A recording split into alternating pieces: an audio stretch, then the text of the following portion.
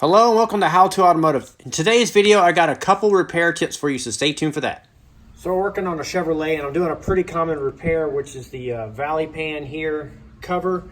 It fits right down here. They commonly leak. Also, it's a common problem is the knock sensors. So you have to unscrew the knock sensors to get the valley pan off because it mounts below here.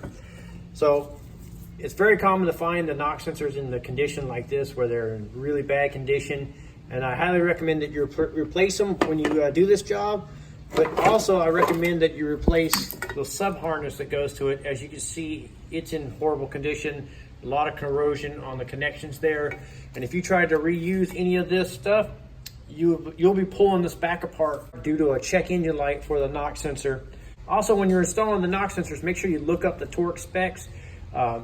Improper torque on a knock sensor can drastically affect the readings and cause a lot of drivability issues. Today I got a quick tip for you.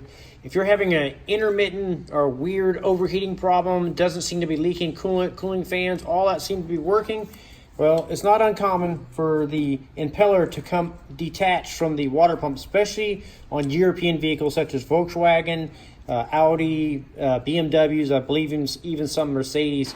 So if you're having a weird overheating problem, you might want to consider looking into the water pump.